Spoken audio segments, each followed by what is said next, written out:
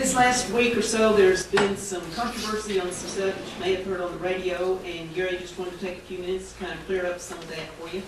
So, Thank you very much.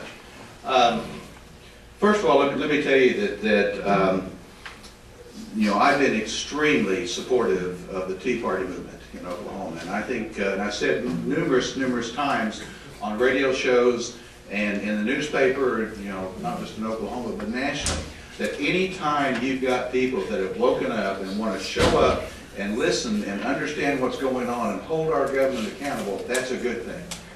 And I tell you what's amazing is the fact that when I actually got attacked on this issue, it was that someone said, well, Gary, you've never been supportive of the grassroots. And I'll tell you that Joe Rainbow and many of you in this room, you know, for years have understood that exactly what grassroots is. And you know, the Tea Party movement is a new grassroots movement, and it's great. But I will tell you that for many years, for literally decades, those of us in this room and across this state are grassroots folks that have been there and worked hard to achieve the goals we have. And so I took a lot of offense to that. And so sometimes you have people that have their own agendas that maybe want to attack, but I can tell you that want to encourage that activism and encourage you to be out there and support. And what I've said too is that as we know that the Tea Party attendees, which I'm one of them, do not want the Republican Party to take them for granted. And I've said that what we need to do is make sure that our candidates are out there talking about the issues and concerns and address those concerns, because I can tell you if you don't, those people are very independent minded, as most of us are, and they'll put their vote somewhere else. So, you know, we want to encourage that and let them know that. And let me also say this as well. When you get a phone call from a reporter, or when you get a microphone stuck in your face, what you say may not be what you mean. And I can tell you that, you know, when I got a call from the Politico reporter, and I said, first of all, let me tell you, you said you've put out some statements here and asked for my response. I did not. And I said, I want to make it perfectly clear. Randy Brogdon is a friend of mine, as is Mary Fallon and many other people. I said, I'm commenting on behalf of the Republican Party, and that Randy Brogdon and Charles Key, that you know, I'm not commenting on what goes on at the Capitol because they're there and I'm not. And I've said, in fact, I called him back afterwards and said that, listen, you not only taken me, you haven't even taken me out of context, but you totally misrepresented what I said. And Randy, with that, you and I talked about that, and I want to let you know that as well. But let me take this moment also to say that 2010 is an extremely important election this year, and that we have to make sure that we do not miss an opportunity. You know, that we have to come together, and have you ever seen such a great slate of candidates that you've seen today?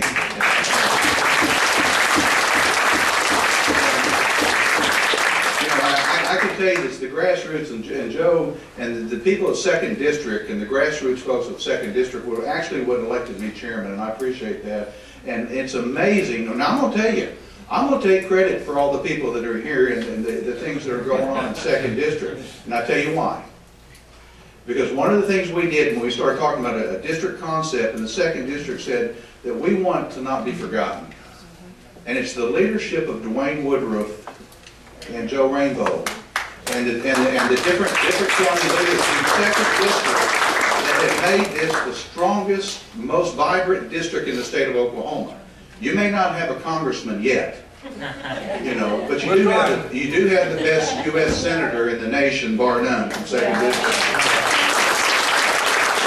It's extremely important that we send him back to Washington, but with that, I can tell you that we've got some pretty lofty goals for the Republican Party in 2010.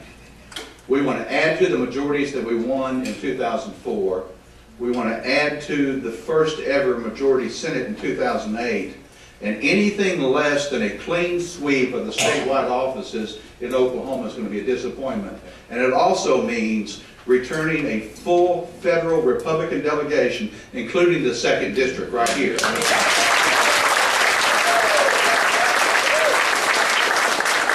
Registration may be the lowest in the state, but I can tell you that all the 5 congressional districts The second highest percentage of votes that John McCain and Sarah Palin got came from 2nd District. They voted more than John Sullivan's district, more than the 5th District, more than Tom Cole's district, and it's the second highest number, so we know they will vote Republican. We just need to make sure they keep voting all the way down the ticket. Yeah.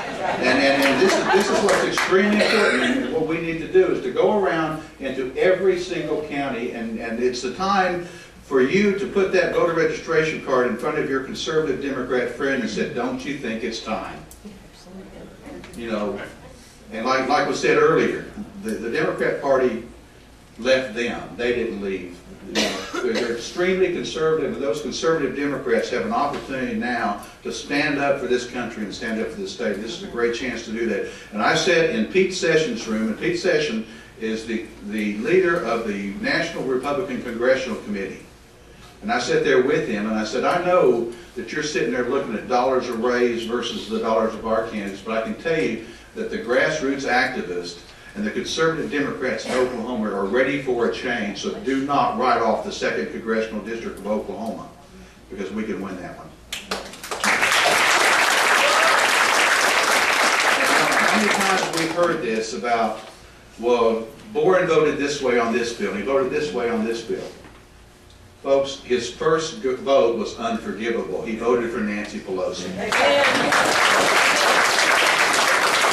Let me close with this and say, listen, how much I appreciate the friendships that we've had over the years, and those of you that are working so hard. You know, Russell Turner in Adair County, whoever thought that we could elect a county commissioner in Adair County? We've elected 2 of them. And let me tell you, that Russell's going to need some help because they don't like it. You know, they've controlled that out there, and you mentioned a little gentleman that has been referred to as the Prince of Darkness, you know, Gene Stein.